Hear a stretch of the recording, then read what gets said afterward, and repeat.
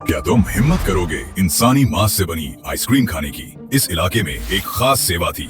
हर शनिवार एक आइसक्रीम वाला ट्रक आता था आइसक्रीम बेचने, जो बच्चों को बहुत पसंद था। और आइसक्रीम बेचने वाला एक सुंदर आदमी था जिसे बच्चों की मम्मियाँ काफी पसंद करती थी। एक लड़का जो अभी अभी इस इलाके में आया था, उसने ये देखा और अपने पापा से आइसक्रीम खरीदने को कहा, लेकिन उसके पापा ने मना कर दिया, कहा कि अब खाने का टाइम है। उसी वक्त बच्चे अचानक उन्होंने अपने माता पिता से अलविदा कहना शुरू किया, फिर लाइन में लगकर ट्रक में चढ़ गए।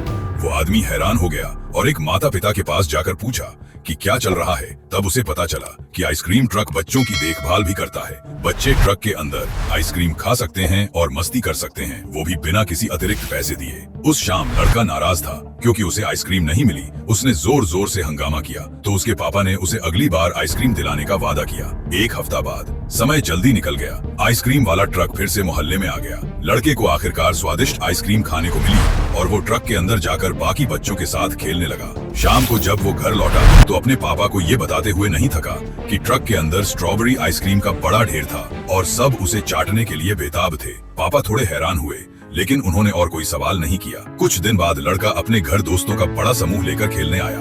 अपने बेटे को आइसक्रीम ट्रक से इतने सारे दोस्त बनाते देख पिता बहुत खुश हुआ। तो अगली शनिवार को फिर से लड़के को आइसक्रीम ट्रक पर भेजा गया। इस बार पिता अपने बेटे के साथ ट्रक के अंदर जाना चाहता था, लेकिन विक्रेता मना कर दिया। जाते जाते पिता ने पीछे मुड़कर देखा तो बच्चे आइसक्रीम के ऊपर पड़े थे, अजीब और भद्दे चेहरे बनाते हुए बेतहाशा चाट रहे थे। थोड़ी ही देर बाद पिता ने देखा कि उसका घर मोटी चिपचिपी आइसक्रीम से भर गया था।